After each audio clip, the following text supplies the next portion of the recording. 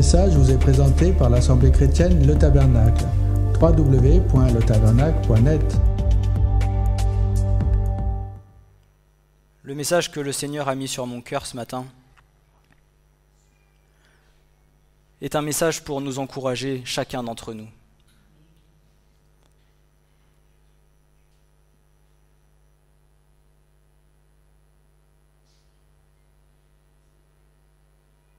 C'est un sujet que le Seigneur a mis il y a quelques jours sur mon cœur. Et je vais être honnête et sincère, au fur et à mesure que je rédigeais le message et que le Seigneur me conduisait dans la rédaction du message. Je vais être sincère devant vous. Ce message était à 95% pour ma propre vie. Mais il l'est aussi pour chacun d'entre nous. Il l'est pour chacun d'entre nous. Vous savez, lorsque vous faites un message, il ne faut pas se dire que c'est simplement pour l'Église, que c'est simplement pour les autres, que nous ne sommes point concernés. Bien au contraire. Nous sommes très souvent concernés par ce que le Seigneur nous dit, par ce dans quoi le Seigneur nous conduit. Et gloire à Dieu, parce que lorsque vous recevez les choses de la part du Seigneur, cela vous permet une propre remise en question de soi-même, de vous humilier devant l'Éternel et de reconnaître que sans lui, vous ne pouvez rien faire. Que toute chose vient de lui, que seul lui peut agir, peut nous transformer, peut nous fortifier et peut nous encourager. Nos forces charnelles, certes, nous en avons, mais nos propres forces nous mènent bien souvent à l'échec.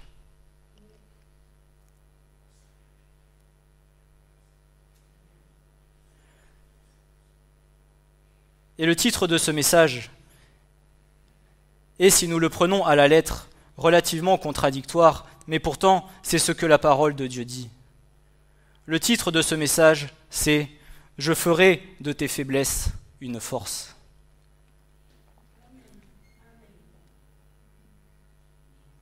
Nous avons tous des faiblesses.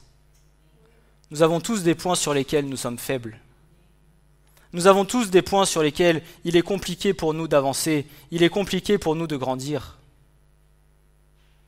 Mais pourtant, ces faiblesses-là, le Seigneur va les utiliser, le Seigneur va les transformer pour en faire pour lui une force.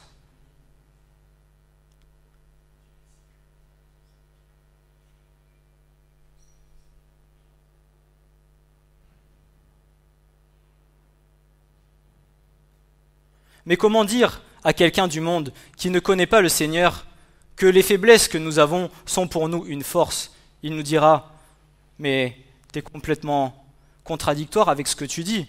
Une faiblesse, c'est que tu es faible. Lorsque tu as des forces, c'est que tu es fort. » Eh bien, sachez que pour l'Éternel, toutes les faiblesses que nous avons, il en fera une force. Et bien souvent, les propres forces que nous avons par nous-mêmes, par nos propres chairs, pour notre propre intérêt, sachez qu'à ses yeux, bien souvent, et pour nous-mêmes, et pour notre marche, c'est une faiblesse. Parce que ces forces, nous venons à nous les approprier nous-mêmes, à croire que cela vient de nous, alors que pourtant, toute chose vient de Dieu. Et que parce que nous sommes faibles sur certaines choses de nos vies, et que nous allons nous laisser transformer, que nous allons nous laisser travailler, que nous serons malléables et nous laisser travailler par le Saint-Esprit, alors de toute chose, le Seigneur en fera une force. Non pas pour toi, non pas pour moi, non pas pour les choses de ce monde, mais pour lui seul. Et combien d'entre vous peuvent en être témoins dans leur propre vie, depuis le temps qu'ils marchent avec le Seigneur, de certaines faiblesses qu'ils avaient quand ils ont rencontré le Seigneur, combien le Seigneur en a fait aujourd'hui une force.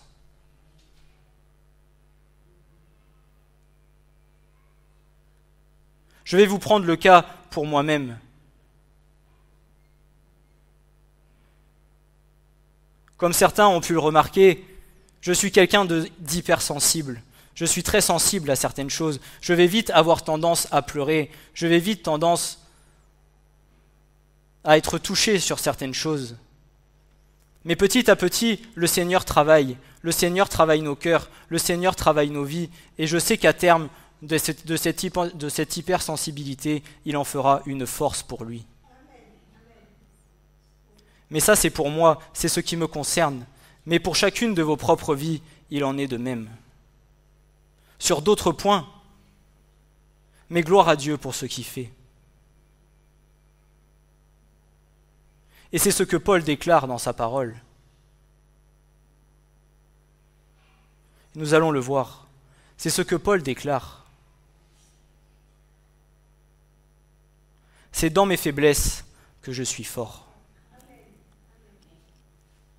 Alors que pourtant, nous avons tendance à nous dire, Seigneur, je suis faible sur ce point, je suis faible sur ce point, je suis faible sur cela. Nous avons tendance à le voir comme un défaut.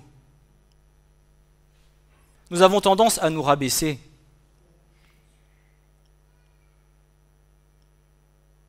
Alors que pourtant, si tu viens à laisser le Seigneur agir, à laisser le Seigneur travailler ton cœur, à laisser le Seigneur travailler cette faiblesse, tu verras que de ça, il en fera de toi quelque chose de puissant.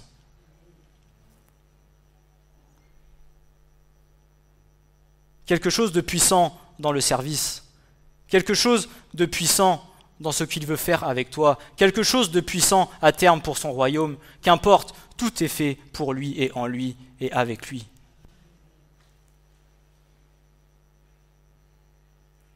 Nous avons bien souvent tendance à nous analyser sur ce que nous sommes, sur nos défauts, sur nos faiblesses, sur ce qu'il reste encore à améliorer dans nos propres vies.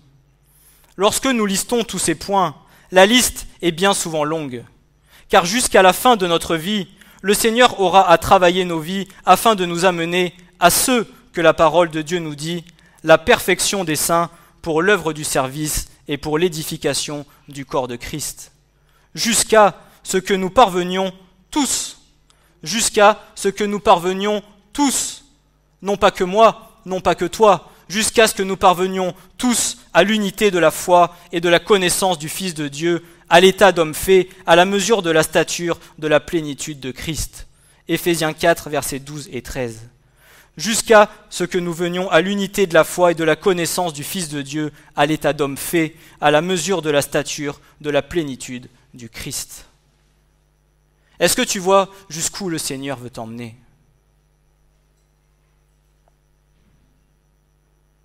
Est-ce que tu vois ce que le Seigneur veut faire avec toi ?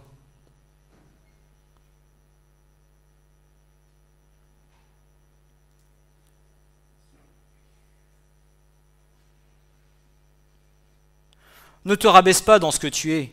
Ne t'humilie pas, ne sois pas humilié pour ce que tu es. Mais au contraire, rends gloire à Dieu pour ce que tu es. Puisque c'est Christ qui t'a créé, c'est Dieu qui t'a créé, c'est lui qui t'a fait à son image.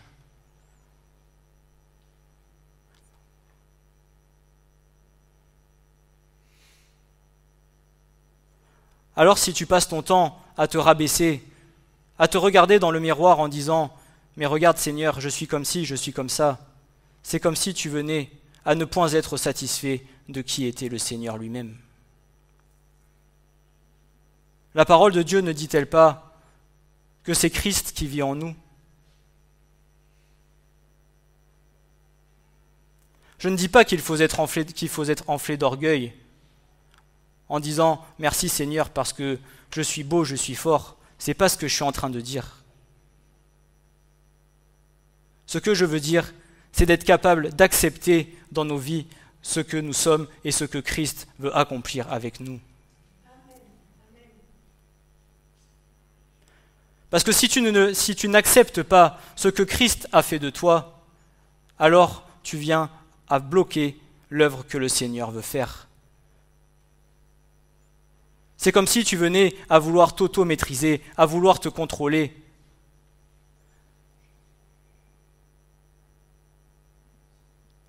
Sans venir déposer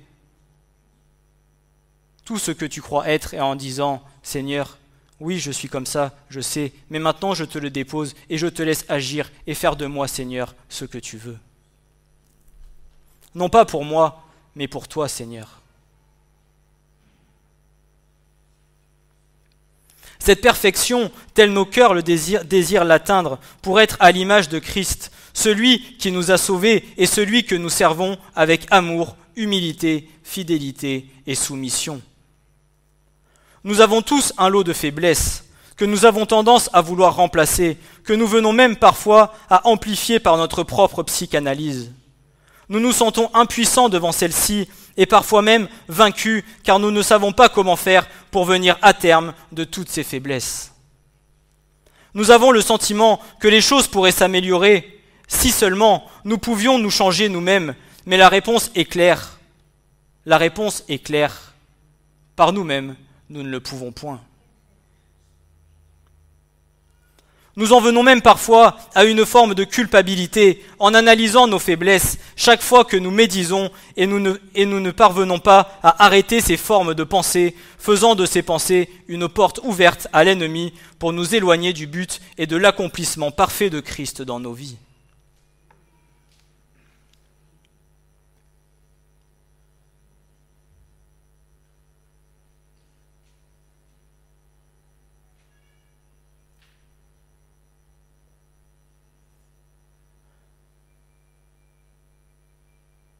Le fait de sans cesse rabâcher toutes les faiblesses que tu as, je suis comme ci, je suis comme ça, à terme, l'ennemi va venir à les utiliser pour venir troubler tes pensées en disant « Elle ou lui, tiens, il est fragile, sur ce point, je peux appuyer et le faire culpabiliser sur ça. » Et tu laisses une porte ouverte à l'ennemi pour qu'il puisse venir sans cesse venir te rabâcher, et tu es comme ci, et tu es comme ça, et tu fais ci, et tu fais ça.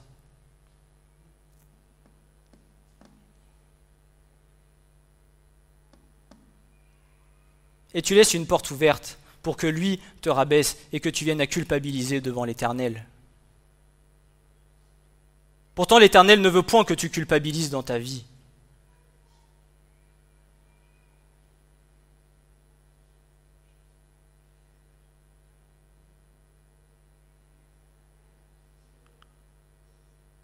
Le Seigneur sait qui tu es.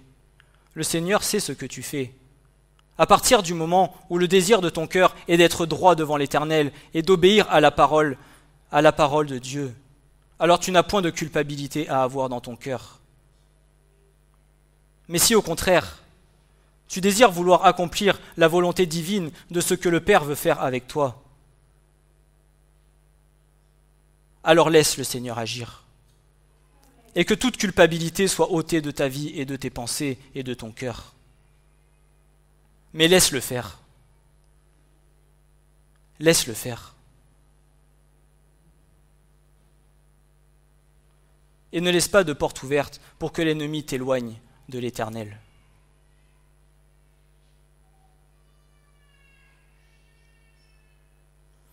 Beaucoup de choses peuvent en venir à faire que nous nous sentons faibles.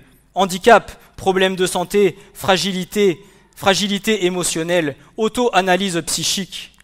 Nos faiblesses nous effraient alors que ce que nous voudrions, c'est nous sentir courageux et puissants. Selon la perception commune, la faiblesse équivaut à un manque de puissance. La logique semblable claire et évidente. Et pourtant, comme je le disais tout à l'heure, celle-ci est fausse. La parole nous dit qu'au contraire, la faiblesse contre-intuitive présente de grands avantages. Pour nous, enfants de Dieu, la faiblesse n'est pas l'équivalent d'un manque de puissance. En réalité, nous avons tout intérêt à comprendre et accepter une nouvelle vision. Tes faiblesses, mes faiblesses, nos faiblesses vont nous donner l'occasion de découvrir la réelle puissance de l'Éternel.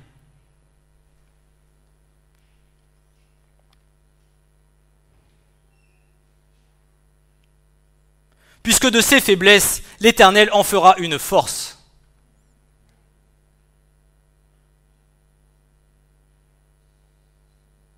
Mais nous obtiendrons cette force uniquement par la puissance du Saint-Esprit qui viendra nous transformer intérieurement dans nos vies.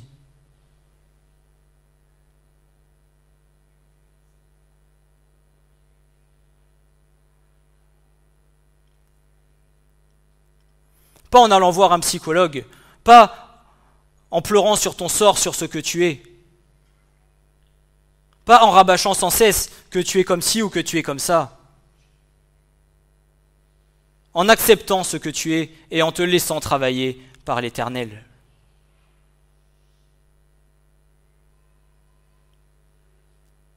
Pour accéder à la puissance miraculeuse de Christ dans sa vie, l'apôtre Paul a découvert une merveilleuse approche émancipatrice qui a transformé toute sa marche et son existence. 2 Corinthiens 12, versets 7 à 10, que vous connaissez tous.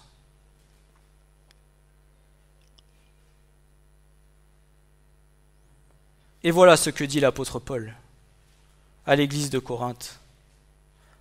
Et afin que je ne m'enorgueillisse pas à cause de l'extraordinaire des révélations, il m'a été donné une écharde pour la chair, un ange de Satan pour me souffleter, afin que je ne m'enorgueillisse pas.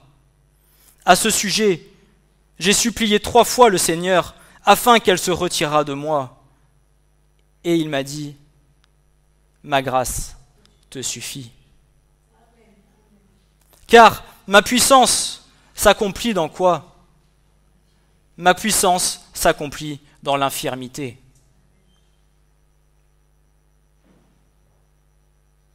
Je me glorifierai donc très volontiers. Plutôt dans quoi ? Dans mes infirmités, afin que la puissance de Christ demeure sur moi. C'est pourquoi je prends plaisir dans les infirmités, dans les outrages, dans les nécessités, dans les persécutions, dans les détresses pour Christ, car quand je suis faible, alors je suis fort.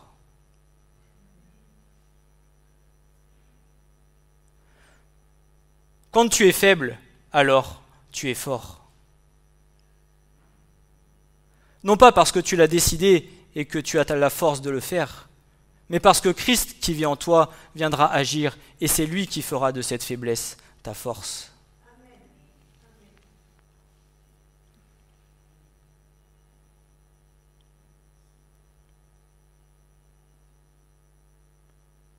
Mais ne l'empêchons pas d'agir.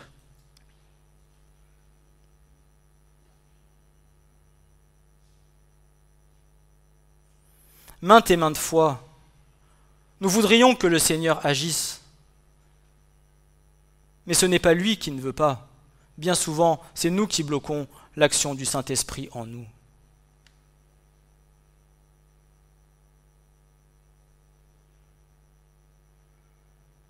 Par peur ? Par manque de foi ? Par doute ? Par manque de confiance ?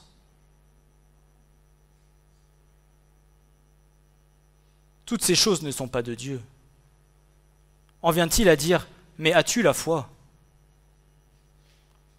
Car la foi est l'espérance des choses que l'on espère et des choses que l'on ne voit pas.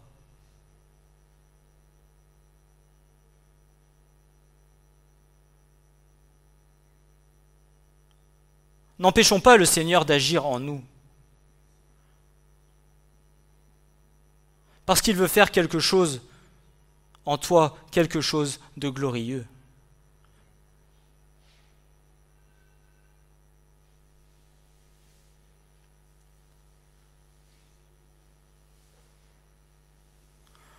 Nous servons l'Éternel des armées. Nous servons l'Éternel, le Dieu 3 fois saint.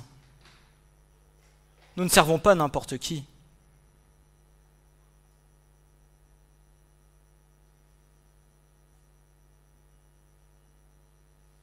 Mais il en va de nous laisser travailler.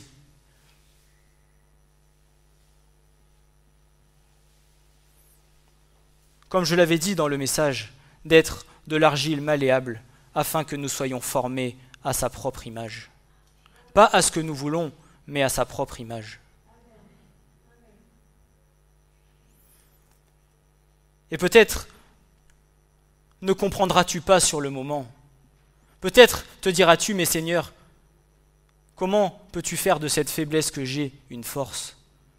Mais qu'importe, ce n'est pas ton problème.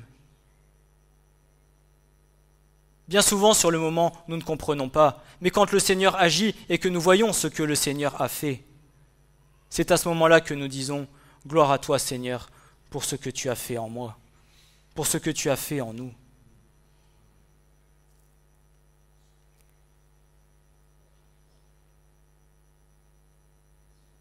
Parce que comme nous le répétons bien souvent, l'Éternel ne te voit pas tel que tu l'es aujourd'hui, au 15 septembre 2024. L'Éternel te voit tel qu'il veut que tu le serves dans le royaume. Arrêtons de mélanger les choses de la terre et les choses célestes. Arrêtons de mélanger nos propres pensées aux pensées de l'Éternel. Mes pensées ne sont pas vos pensées et mes voix ne sont pas vos voix. Ne pense pas, obéis et laisse-toi travailler. Ne pense pas, abandonne,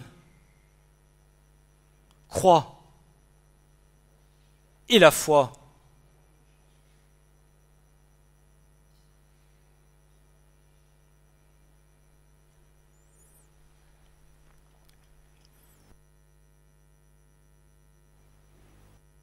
Comme nous pouvons le souligner, Paul ne dit pas qu'il se contente d'être faible de façon à supporter cela, puisqu'il ne peut rien faire d'autre et qu'il n'a aucun autre choix, mais qu'il prend plaisir dans les outrages, les nécessités, les persécutions et les détresses pour Christ.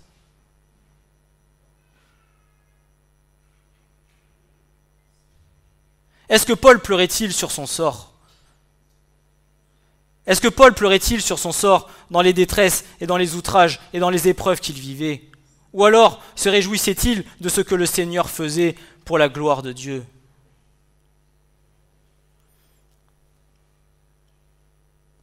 Quel que soit ce par quoi Paul passait, il était dans la joie de ce que le Seigneur faisait en lui. Alors que nous, combien de fois, dans les petites choses de nos vies, nous en venons à baisser la tête, à regarder nos chaussures et à pleurer sur ce que nous vivons.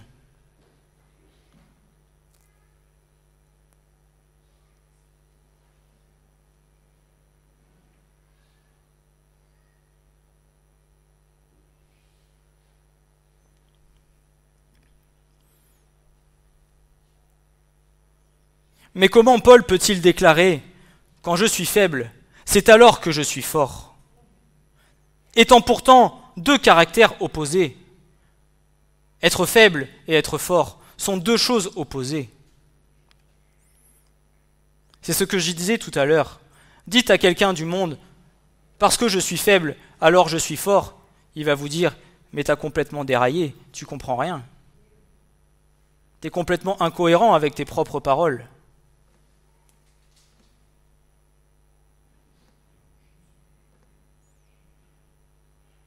Mais sachez qu'un jour, si quelqu'un vous dit « T'es complètement devenu fou », gloire à Dieu.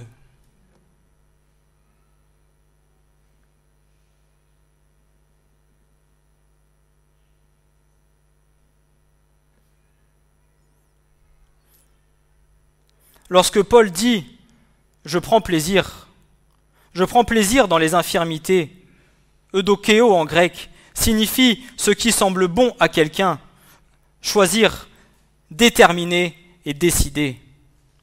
Ce même mot est utilisé lorsque Dieu dira « Celui-ci est mon fils, mon bien-aimé, en qui j'ai mis toute mon affection. »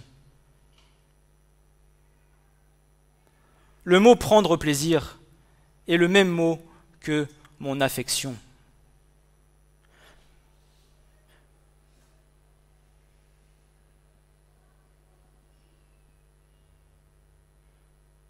L'Éternel Dieu prend plaisir dans tes faiblesses parce qu'il sait que ce qu'il va accomplir avec toi est bon et merveilleux.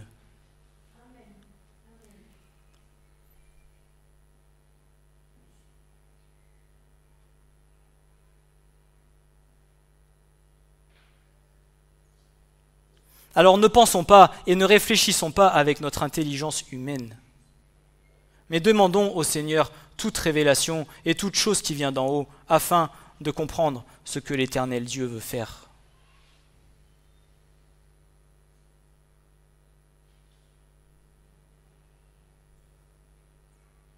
Il en va de nous en tant qu'enfants de Dieu, de plus avoir les pensées tournées vers les choses du royaume de Dieu et vers l'éternité que vers les choses d'en bas. De penser non pas comme les hommes terrestres pensent, mais de penser comme l'Éternel Dieu pense. Parce que si tu penses comme les choses ici-bas, alors tu te feras tromper. Et tu te tromperas toi-même.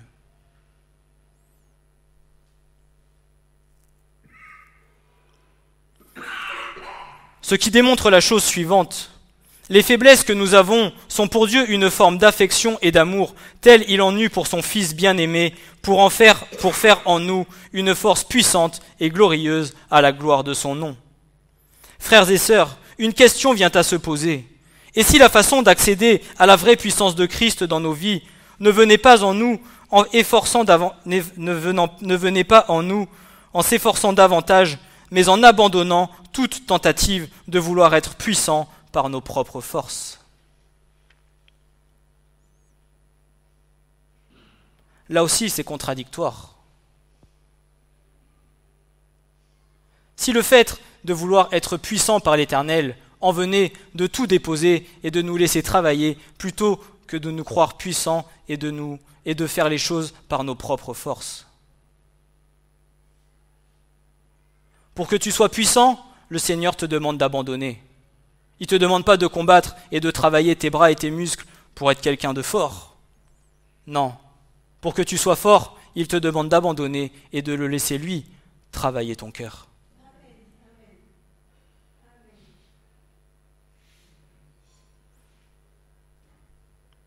Alors que quelqu'un qui voudra être fort dans le monde, on lui dira « Va à la salle de sport, prends une inscription et tous les mardis soirs, tu vas faire de la muscu et tu verras, tu auras des beaux pectoraux, tu auras des gros bras, tu auras des belles cuisses. »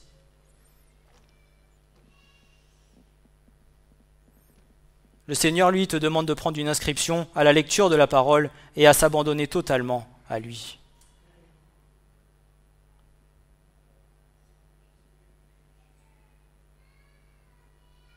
Et en déposant tout, en laissant tout de côté, alors le Seigneur te fortifiera.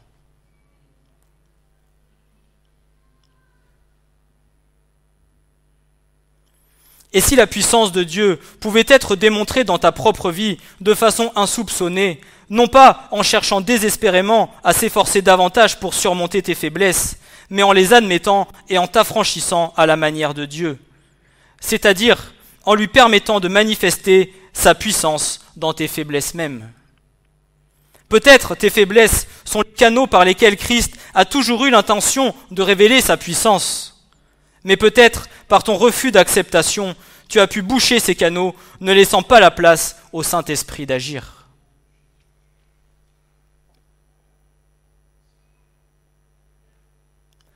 Car il faut que nous comprenions une chose. En voulant agir par nos propres forces, nous bloquons l'œuvre que le Saint-Esprit désire accomplir en nous. Autrement dit, nous ne laissons pas la place à Christ qui vit en nous, afin qu'il accomplisse son œuvre parfaite. Et si la façon d'accéder à la vraie puissance ne venait pas en nous efforçant davantage, mais en abandonnant toute tentative d'être puissant. Ce monde te dira d'embrasser tes forces et de surmonter tes faiblesses. Mais la parole de Dieu, elle, t'encourage à embrasser tes faiblesses et par leur intermédiaire, faire d'elles une puissance. Cette puissance n'étant pas la tienne, mais celle de Christ ressuscité qui vit en toi.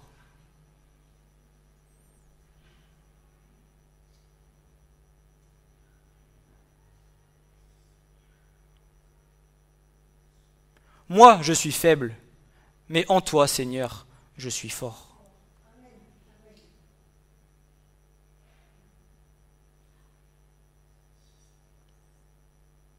C'est ce qui s'appelle un abandon total auprès de Dieu.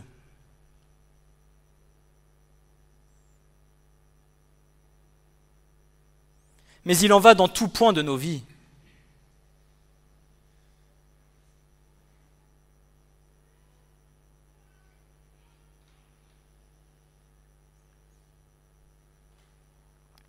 Dans tout point de nos vies, nous avons besoin de nous abandonner totalement à l'Éternel. Puisque tant que nous chercherons à vouloir maîtriser quelque chose, alors nous empêchons le Seigneur d'agir.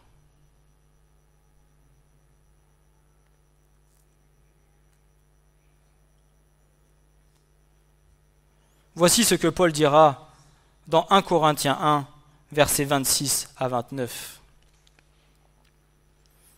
Car considérez votre vocation, frères, qu'il n'y a pas beaucoup de sages selon la chair. Il n'y a pas beaucoup de sages selon la chair. Pas beaucoup de puissants et pas beaucoup de nobles.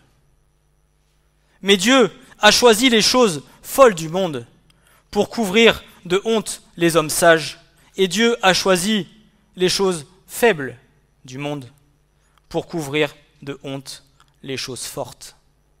Oh. Encore une contradiction.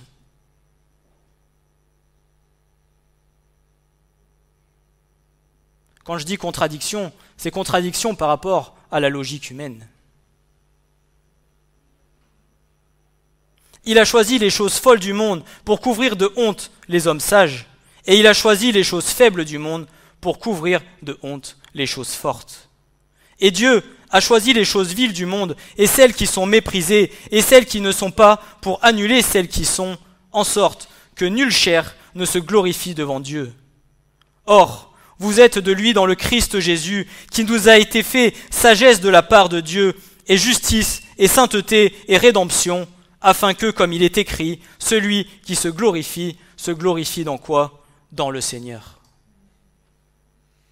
Afin que celui qui se glorifie ne se glorifie uniquement dans le Seigneur.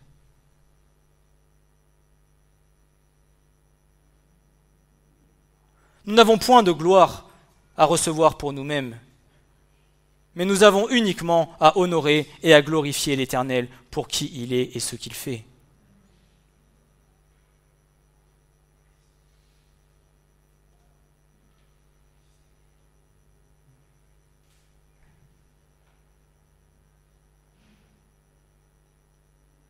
Malgré que cela puisse paraître, tel c'est le cas dans le monde, mais l'inverse pour Dieu. Et pardon si cela vient à en choquer certains, la plupart des chrétiens ne sortent pas des rangs forts et puissants. Bien que cela n'est peut-être pas un compliment pour certains, la réalité n'en est pas pour le moins encourageante.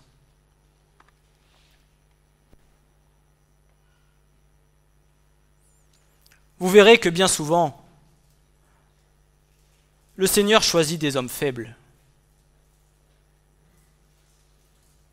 Je ne suis pas en train de dire que les hommes forts ne doivent pas être sauvés. Ce n'est pas ce que je veux dire. Mais quand vous regardez les hommes de la parole, beaucoup étaient des hommes faibles. Ce n'étaient pas des grands chefs, ce n'étaient pas des grands intelligents, ce n'étaient pas des personnes qui dirigeaient et qui gouvernaient.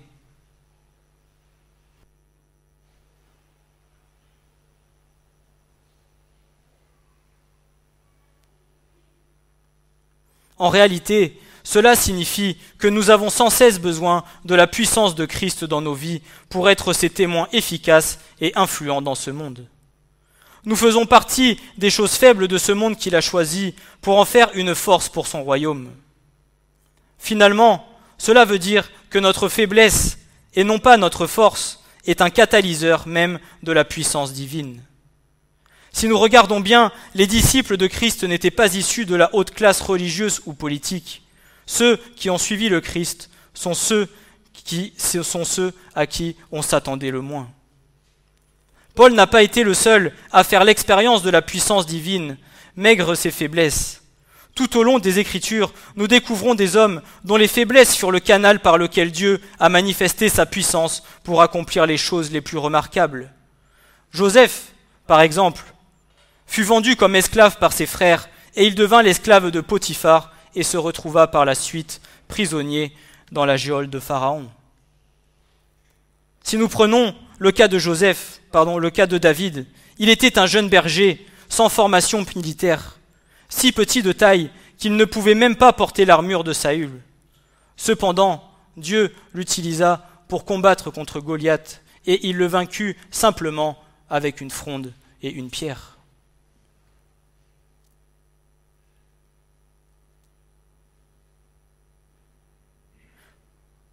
Ce n'est pas parce que tu es faible que le Seigneur ne pourra pas t'utiliser. Ce n'est pas parce que tu es faible que le Seigneur ne fera pas de toi quelqu'un de fort.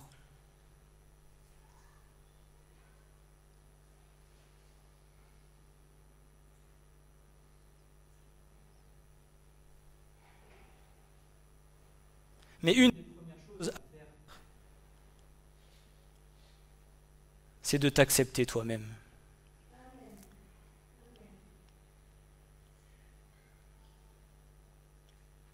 Et la parole de Dieu le dit, si tu ne t'aimes pas toi-même, comment pourras-tu aimer le Seigneur que tu ne vois pas? Si tu ne t'aimes pas toi-même, comment pourras-tu aimer ton prochain?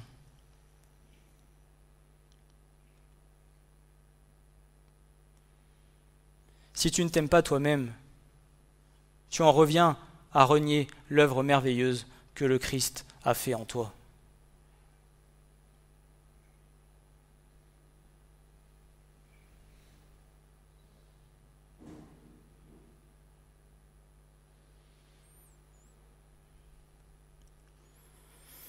De même, Paul désirait faire l'expérience de la puissance de Christ. Il avait la foi et la conviction puissante dans son cœur que Dieu agissait par l'intermédiaire de ses faiblesses pour accomplir de grandes choses pour son royaume, de sorte qu'il soit le seul à recevoir la gloire. Il était même prêt à ce que son écharde lui soit retirée, car il préférait connaître la puissance de guise de satisfaction et de joie. Si Dieu l'a fait avec Paul, Joseph et Daniel dans la fosse aux lions, pourquoi pas avec toi aujourd'hui?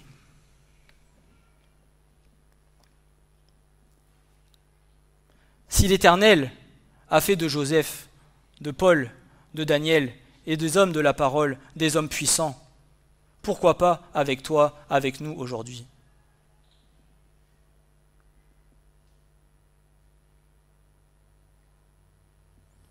Et c'est ce que le Seigneur attend.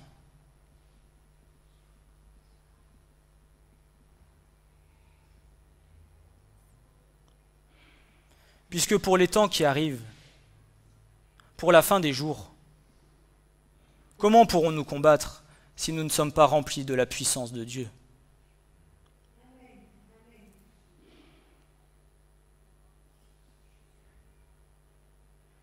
Comment l'Église pourra-t-elle combattre si elle n'est pas remplie de la puissance de Dieu?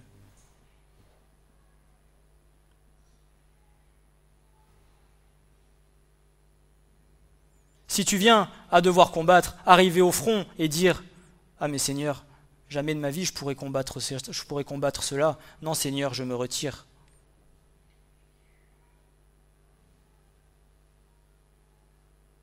Ce n'est pas nous qui viendrons à combattre. Ce sera le Seigneur qui viendra se servir de nous pour combattre.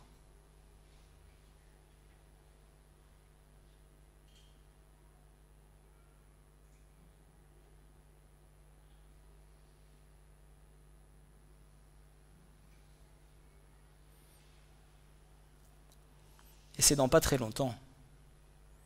Alors il est temps que l'Église s'entraîne. Il est temps que l'Église s'échauffe.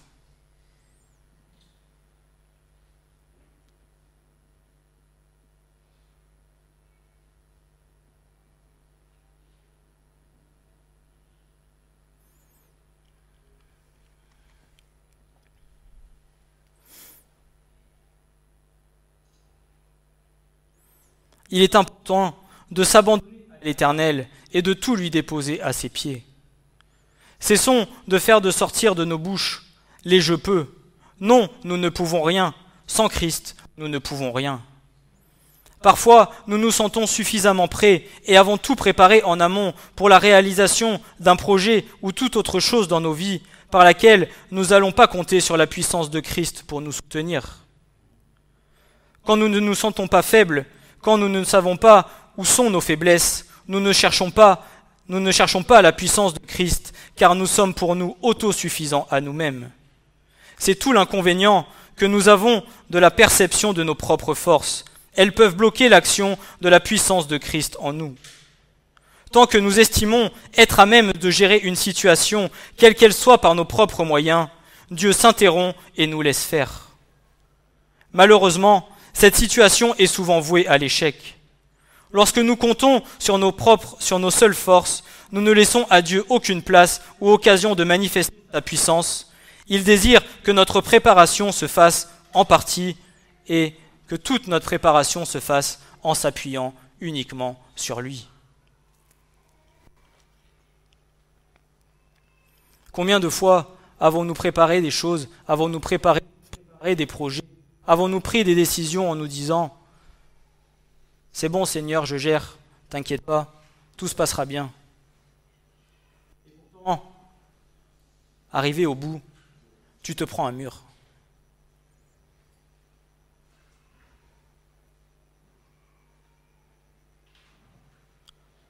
Ce n'est pas par manque d'amour que le Seigneur ne t'a pas prévenu. Tout nous a été dit, nous avons été avertis. Mais nous sommes tellement durs de la feuille que parfois, nous avons besoin de petites épreuves pour nous faire comprendre que nous ne pouvons rien faire sans lui.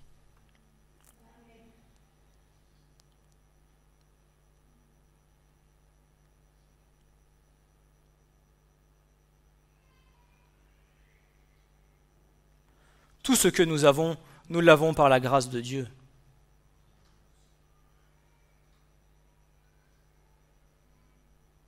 Alors il est important que toute décision que nous prenons soit faite en soumission à ce que l'Éternel Dieu veut pour nous.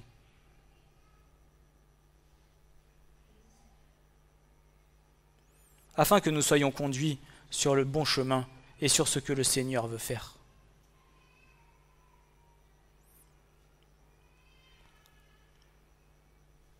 Et encore une fois, même si pour toi cela te paraît fou et que tu te dis « Seigneur, c'est pas possible que tu veux que je fasse ça »,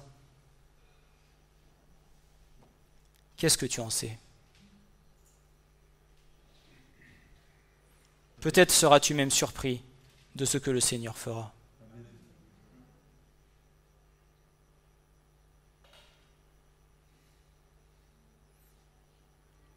Dieu est bon, Dieu nous aime.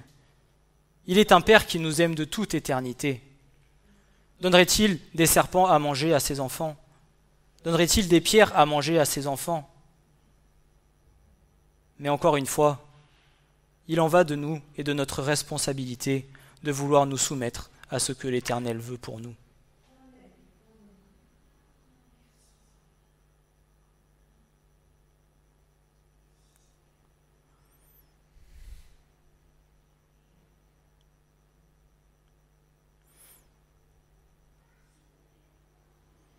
Il est vrai qu'il est bien difficile d'admettre nos faiblesses. Vrai ou faux? Il est bien souvent parfois difficile d'admettre nos faiblesses. Vous savez, combien souvent nous disons « Non, moi Seigneur, j'ai pas d'orgueil, je suis humble ». Le fait de ne pas accepter ces petites faiblesses, c'est comme une petite forme d'orgueil caché. C'est pas méchant.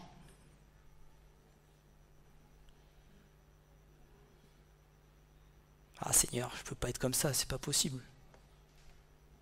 Et si mon fils, et si ma fille? Mais je vais t'aider à vaincre ces faiblesses. Parce que je t'aime.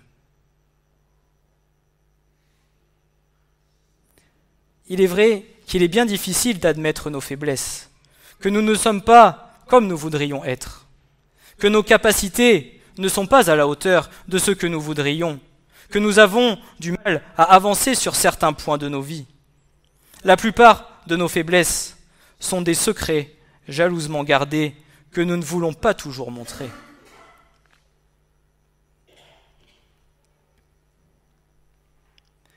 Il y a une chose que nous devons apprendre, c'est que la faiblesse n'est pas l'échec. La faiblesse n'est pas un échec. L'échec n'est pas quelque chose de rabaissant, parce que l'échec te permet d'apprendre.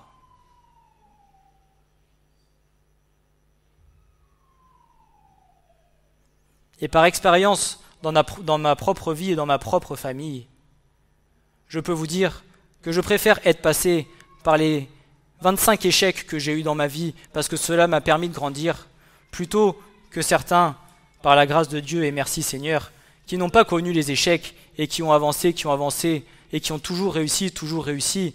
Mais quand on arrive à 25 ans et qu'on se prend le premier échec en pleine face, c'est comme si vous aviez monté les étages d'un immeuble et que vous descendez du 25e jusqu'à l'étage 0. Et là vous vous dites, mais j'ai jamais eu d'échec dans ma vie. Oui, mais tout le monde passe par des échecs.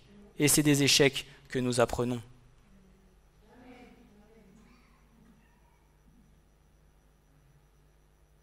Et cet échec te fera grandir.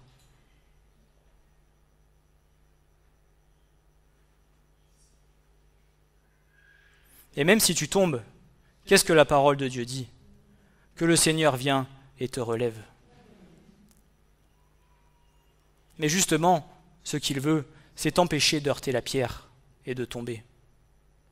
D'où l'intérêt d'être à son écoute et de faire de lui ce qu'il veut.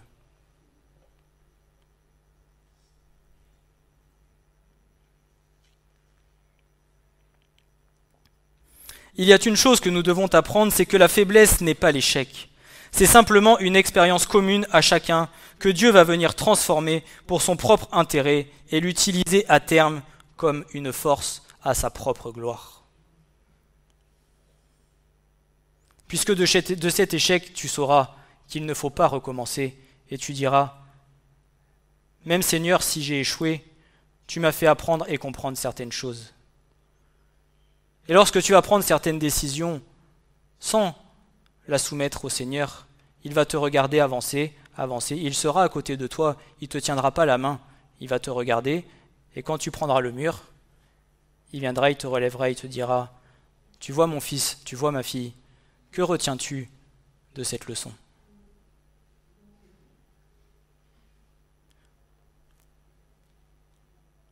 Je parabole un peu les choses, mais je donne des images pour que nous comprenions bien ce à quoi le Seigneur nous attend.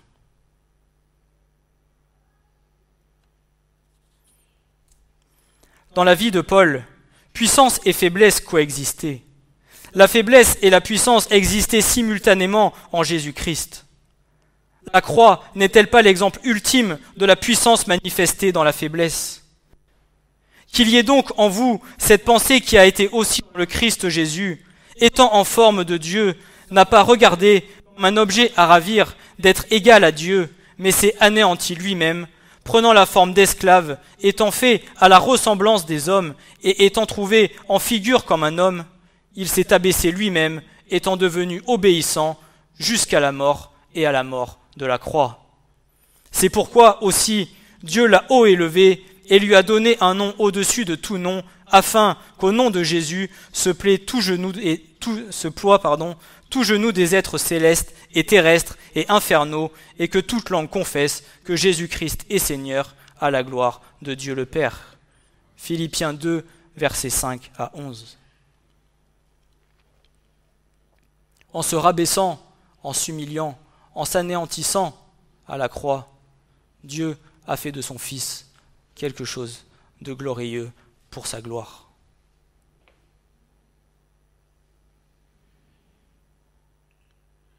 Ne devons-nous pas être à l'image de Christ ?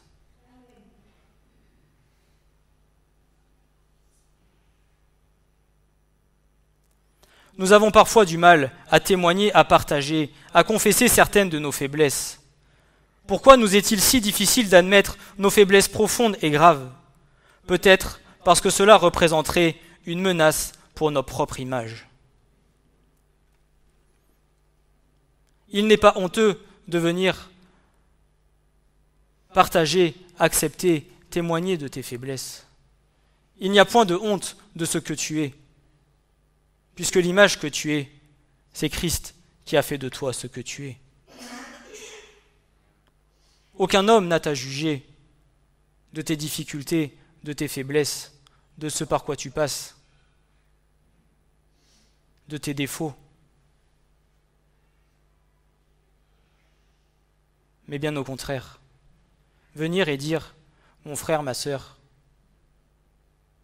je vais prier pour toi, pour que tu viennes à combattre, à accepter tes faiblesses et que le Seigneur fasse de cela une force pour ta vie.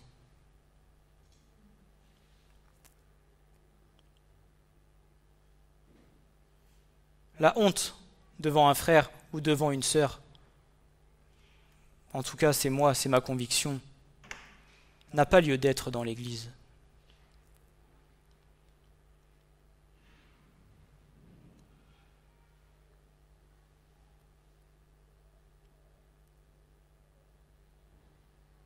Parce que le combat seul est bien souvent plus compliqué que lorsque toute l'Église combat pour une seule et même chose.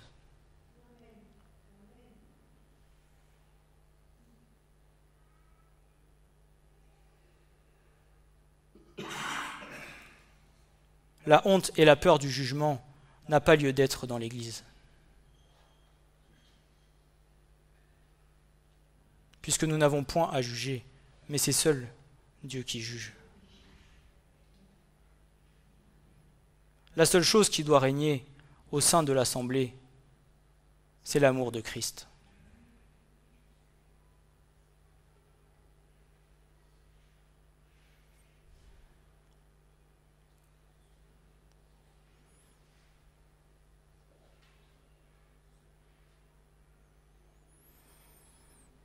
Bien souvent, nous dissimulons nos faiblesses aux autres, car nous estimons qu'elles vont affecter la façon dont ils nous voient. Nous cherchons à faire une bonne impression et nous pensons que Dieu désire que nous nous considérions comme étant forts, car nous sommes chrétiens. Or, notre force ne vient pas de nous-mêmes, mais de Dieu lui-même. Et Paul dira aux Philippiens 4, verset 13, « Je puis toutes choses en celui qui me fortifie. » Oui, tu peux tout, mais pas par tes propres forces, tu le peux par celui qui te fortifie, c'est-à-dire Christ seul. Dieu n'attend pas de nous voir faibles, il souhaite que chacun réalise, admette et accepte sa propre faiblesse. Mais avant de lui demander d'intervenir et il est important de lui demander d'intervenir et de le laisser agir. Dans certaines situations qui vont se présenter devant nous, certains vont réagir positivement. Je suis capable de me mesurer à ce genre de situation. D'autres sont négatifs. Je n'aurai jamais la force et les capacités pour gérer cette situation.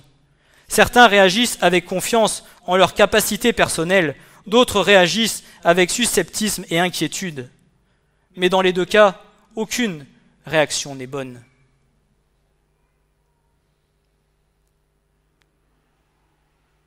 Et vous savez pourquoi ? Parce que c'est pas je peux faire, c'est pas parce que j'en ai les capacités ou c'est parce que je ne les ai pas. Parce que tes capacités ne viennent pas de toi, mais c'est Christ qui va agir pour que tu viennes à accomplir ce que lui veut en toi.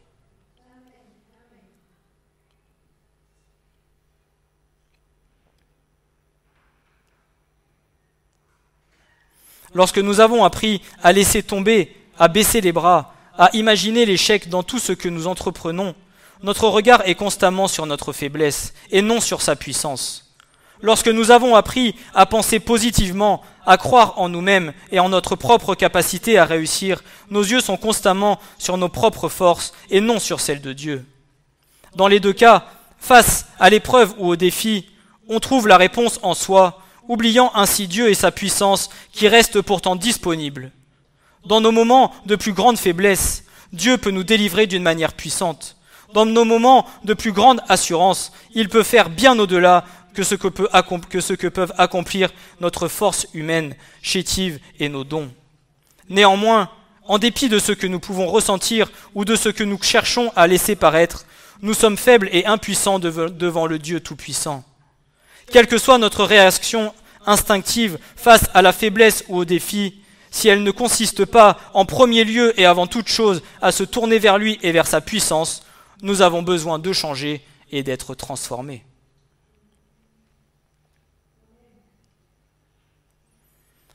La puissance de Dieu se voit de maintes façons. Il opère surnaturellement. Il transforme encore des vies de manière étonnante et permanente, influe sur les événements en vue d'accomplir ce que nous ne pourrions jamais faire par nos propres moyens. Alors pourquoi ne parvenons-nous pas à voir et expérimenter plus de puissance divine dans notre propre vie ?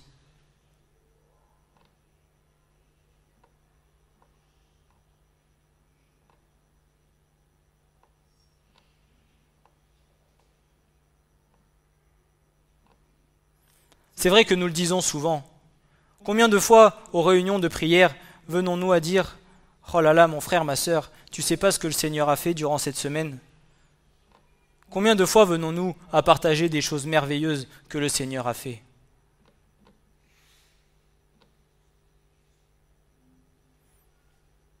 Les semaines passent, les vendredis passent, les dimanches passent, les mois passent, les années passent. Et des fois, les choses ne changent pas.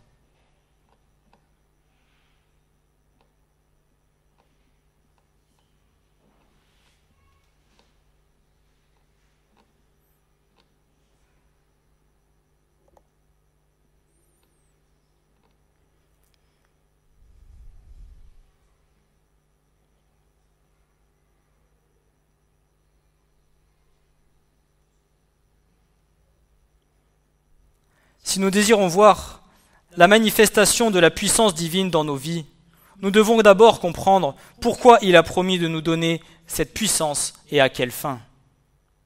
La première, c'est pour glorifier l'Éternel. C'est la volonté de Dieu pour chaque individu et pour toute la création que de le glorifier. Tout ce qui a été fait l'a été fait pour la gloire de Dieu. Tous les autres aspects de la volonté de Dieu découlent de cette grande et divine fin. Car en lui ont été créées les choses qui sont dans les cieux et sur la terre, les visibles et les invisibles, trône, dignité, domination et autorité. Et tout ce qui a été créé par lui et pour lui. Colossiens 1, verset 16. Tout ce que Dieu a créé a été conçu pour proclamer sa gloire. La deuxième, pour notre transformation personnelle et notre sanctification. Une des plus grandes tristesses dans le monde, c'est un chrétien convaincu qu'il ou elle ne changera jamais. Un chrétien qui viendrait à vous dire « Je suis comme ça, j'ai ce défaut, mais de toute façon, je ne changerai jamais et ça sera comme ça jusqu'à la fin. »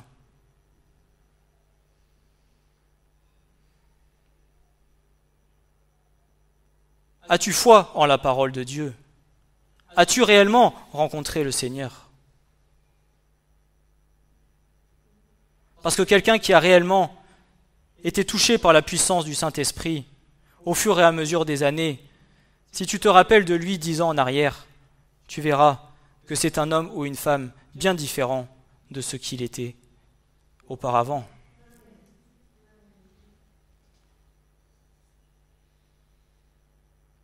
Notre nature pécheresse est puissante, et seule la puissance de Dieu nous permet de remporter la victoire. Seule la puissance de la résurrection du Christ le peut. Cela dit, étant donné que Dieu désire notre transformation, il est à même de manifester en nous sa puissance, dans la mesure où nous le lui demandons. Car ceux qu'il a préconnus, il les a aussi prédestinés à être conformes à l'image de son Fils, pour qu'il soit premier-né entre plusieurs frères. Et ceux qu'il a prédestinés, il les a aussi appelés. Et ceux qu'il a appelés, il les a aussi justifiés. Et ceux qu'il a justifiés, il les a aussi glorifiés. Romains 8, versets 29 et 30. D'où la raison pour laquelle, si au bout de 10 ans de marche avec le Seigneur, tu en viens à te rendre compte que tu n'as pas été transformé, alors c'est qu'il y a un problème.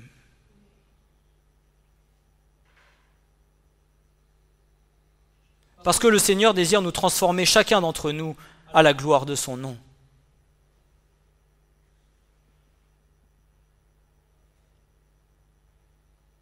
La troisième chose, c'est pour nous donner sa force dans les moments difficiles. Ce sont les moments où tout semble nous être hostile, tous nos efforts pour résoudre un problème échouent, les solutions nous échappent, les ressources sont indisponibles et une porte se ferme après l'autre. Finalement, nous réalisons que nous avons épuisé toutes nos ressources humaines et que seule l'intervention de Dieu nous sauvera. C'est bien le pouvoir de Dieu qui nous soutient quand nous pouvons à peine nous tenir debout.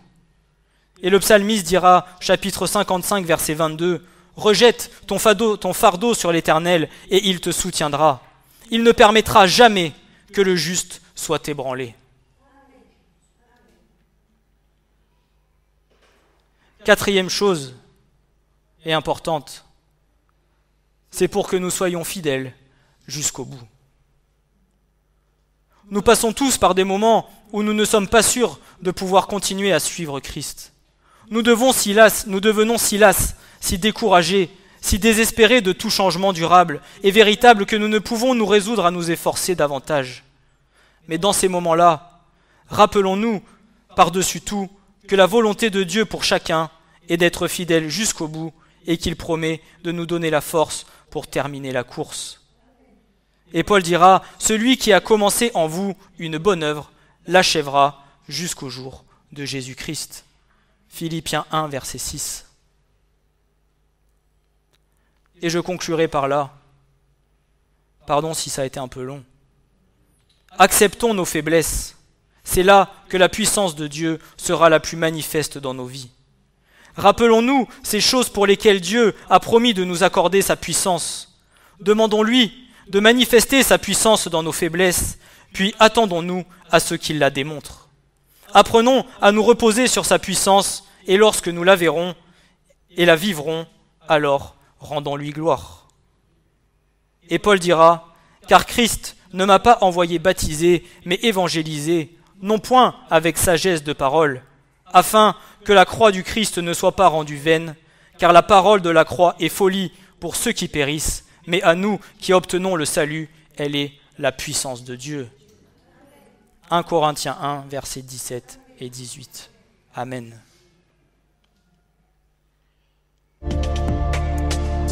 Ce message vous a été présenté par l'Assemblée chrétienne Le Tabernacle.